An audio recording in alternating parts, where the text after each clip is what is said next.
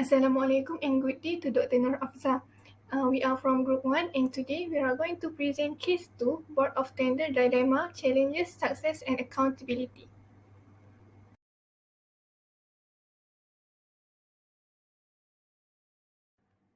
My name is Nurul Fatin Nabilah binti Muhammad Alauddin, metric number 261113, and I will start the presentation with the first section, Executive Summary.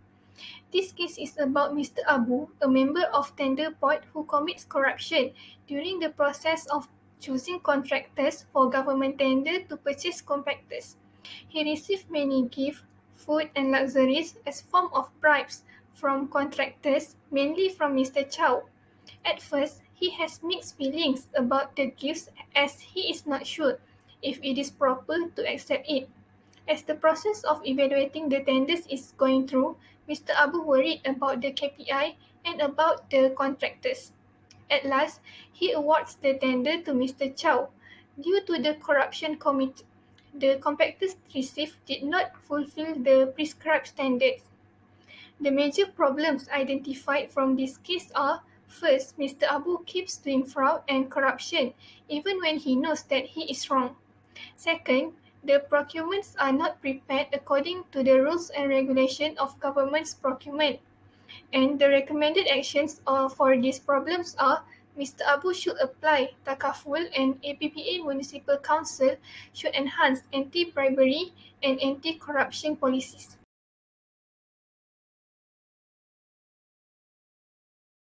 Mr. Abu was doing corruption and fraud by accepting the tender of competitor from the contractor that always made nice to him. For example, in this case, one of the contractor named Mr. Cho always give expensive things to Mr. Abu. Mr. Cho ever give the hamper during Mr. Abu's birthday to his house. Mr. Cho also give Mr. Abu BMW Superbike, which is the luxury items, and also the iPhone 12. Mr. Abu feel guilty if he do not accept the tender by the contractor that make nice to him. Apart from that, Mr. Abu also ever received the attractive reward from another contractor that offer the interesting rewards such as the commission, business trip, luxury, and also the luxury items. At the end, the approved tender do not follow the specific requirement by the municipal council, and this thing was identified during the audit process. Mr. Abu, as the board tender, was trying his best to hide the evidence that happened from know by everyone. Assalamualaikum and hi, my name is Nur Syahada binti Azhar. My metric number is 264845. The second problem that we found in this case is the procurements are not prepared according to the rule and regulation of government's procurements. The procurements are that not prepared according to the rule and regulations of government's procurements can affect the interest of the government. In this case, there are a few situations that audit findings have recognized. First, procurements did not comply with the appointment procedures. Second, the breakdowns of procurements into smaller portion and procurements without going through the committee assessment. Third, the procurements was not implemented according to the specifications, such as not following agreed schedule, compactor supply when not as per specifications indicate in the agreements. And the last one is procurements did not comply with the contractor or supply appointment procedures. As stated in the principles, in conducting the procurement, Mr. Abu must follow the rule and regulation of government's procurements such as accountability, transparency, value of money, and fairness.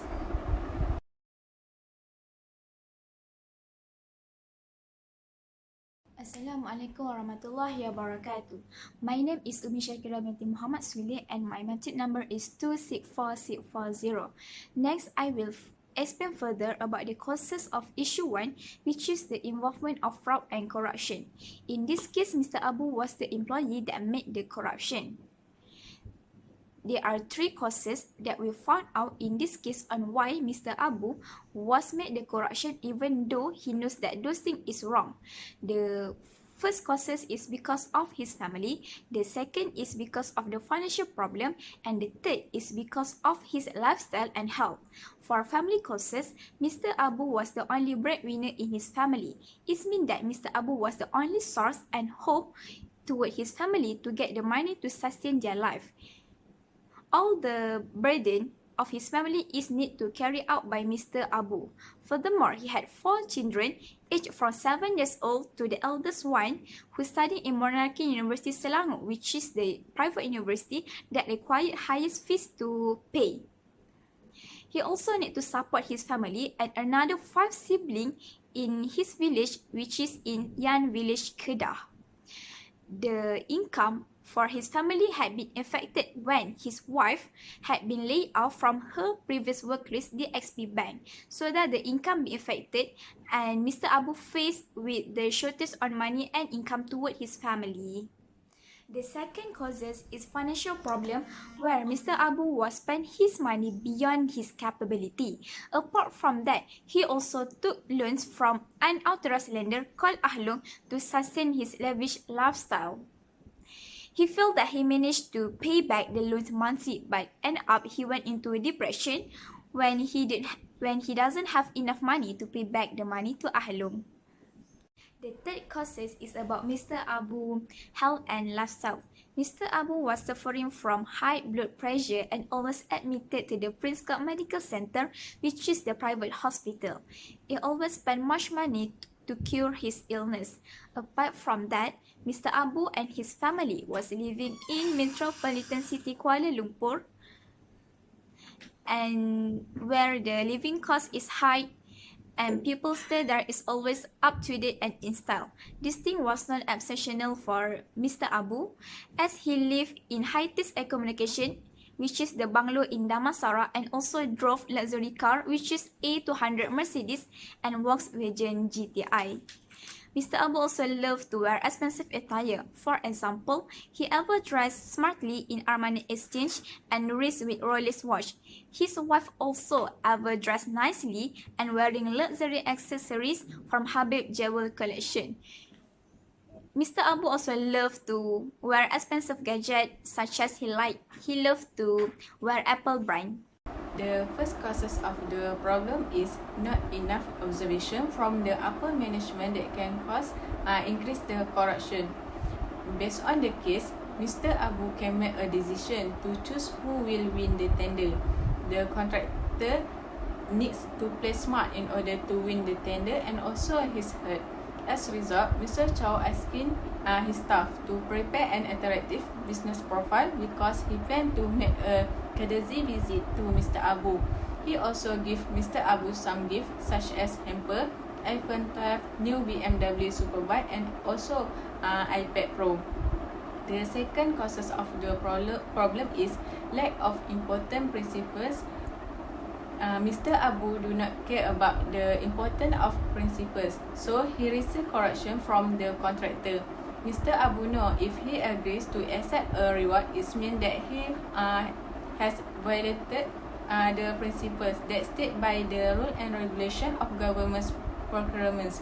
In this case, he received gift and also a trip to overseas with his family that fully sponsored by the close contractors without the top management know.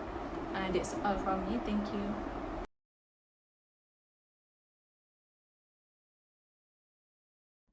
Assalamualaikum warahmatullahi wabarakatuh. My name is Mariana binti Muhammad Nasir, metric number 264962. I will continue the presentation, which I will explain about decision criteria and alternative solution for problem 1. So the first alternative is determine financial priorities and setting budget. In order to overcome financial problems which Mr. Abu faced, he needs to determine what his priorities are. For example, Mr. Abu needs to change the lifestyle of him and his family, where they need to live more modestly. He needs to prioritize safety and health over a stylish and up-to-date lifestyle, such as living in a bungalow and owning a Mercedes A200 and a Volkswagen ZI. He also needs to distinguish between wants and needs comparable to his own financial capabilities. Mr. Abu finds it easier to make difficult financial decisions when he has well-defined priorities. Turning his objective into actionable and attainable goals would assist him in resolving his financial difficulties and getting back on track. Second alternative is apply takaful. Takaful and insurance are very important as they perform the essential function of providing a financial safety net in the event something unexpected happens, such as critical illness, getting into an accident, incurring loss of property, or even death. To put it generally, takaful is like an Islamic insurance. However, takaful is fundamentally different from insurance in its principle and how it operates. Takaful is also not just for Muslim. It is also open for non-Muslim who prefer to subscribe and receive takaful benefits. As we know, Mr. Abu got high blood pressure and few times admitted to Queen Court Medical Center, Kuala Lumpur, and he used a lot of money to cure his illness. Using this alternative, it can help Mr. Abu to reduce his burden to use a lot of money if something happened to them. The third alternative is apply for a license and secured personal loan. Mr. Abu made several loans from unlicensed lenders like Ahlong to maintain his lavish lifestyle. This left him depressed as he did not have enough money to pay off his debt, which he was initially confident of being able to repay the loan every month. Ahlong refers to an individual or body that offers financial loans illegally at a very high interest rate to the borrower, followed by threats or threats of violence. They offer credit loans to anyone who is unwilling or unable to obtain a loan from a legitimate source such as a bank because it has been blacklisted or declared bankrupt, while a licensed money lender is a legitimate lender and is regulated by the government, which guarantees the borrower to apply for a secured personal loan. If Mr. Abu is too desperate and needs money to get on with his life, he can make a secured personal loan with a licensed money lenders or community credit company. Community credit companies can process and approve their application in as little as 24 hours. Advance payment and ATM card not required. Borrowers can apply for personal loan with an amount as low as 500 ringgit and maximum to 2,000 ringgit. The loan period is for a period of 3 months to 4 years based on the loan amount. Among the secured personal loans and no down payment are GCL credit leasing, Instadwit, and Emicro. Assalamualaikum and hi, my name is Amira Fawizah binti Amran, metric number 261035. Today, I will be explaining about the alternative solutions for problem 2, which is the procurements are not prepared according to the rules and regulations of government's procurement that is caused by lack of observation and lack of important principles such as integrity and transparency. There are two alternative solutions that can be implemented in order to solve this problem. First of all, Abah Municipal Council can appoint another qualified person to review the tender's document. Mr. Abu is one of the tender committee members and has been on board for 5 years, which makes him more vulnerable to fraud and corruption since he is in charge of giving the tenders to the contractors alone. This is because there is no one to review beside him and no one will question him why the contractors get the tenders. Hence, appointing another qualified person beside Mr. Abu is crucial in order to check first the tender documents submitted by the contractor. This is to ensure that the tender's receiver is really worthy and match the description. By doing that, corruption can be prevented since Mr. Abu need to get approval or authorization from his co-worker first before giving away the tender to the contractor easily. Moreover, Mr. Chow also will face difficulties to give bribes to two persons since Mr. Abu's co-worker might lodge a report of his wrongdoings to the commissions officer. Therefore, it is important to have other authorized person to review the tender documents together with Mr. Abu so that transparency can be achieved. Next, Abah Municipal Council should enhance the anti-bribery and anti-corruption policies in the company. The top management of Abah Municipal Council should give a warning to their staff regarding the bad consequences of receiving bribes and corruption. The company should impose a rules and regulations regarding accepting gift, donation and hospitality is not acceptable in the company. If one of the staff receives the gift, strict action should be imposed and other staff can report it to the management. However, the company need to create a safe space for the whistleblower who are brave enough to come forward so that they can expose incident without the fear of reprisals. Through this, the act of bribing can be prevented and Mr. Abu or other staff can no longer receive expensive gifts. Moreover, Aba Municipal Council should provide a regular anti-bribery training or workshop to their staff in order to maintain or raise awareness regarding that issue. But the company must make sure the anti-bribery training is meaningful by making the staff understand their responsibilities to help in preventing bribery in everyday situations they may come across. For example, emphasize Section 17 subsection A and Section 25 subsection 1 under Malaysian Anti-Corruption Act 2009. In addition, the top management of Aba Municipal Council also should show good examples toward their staff by not involving in any fraud or bribe cases. By implementing it, all staff will take it seriously and will not have the courage to involve in such cases since it will affect them in many ways. That's all from me. Thank you. I will pass to the next presenter.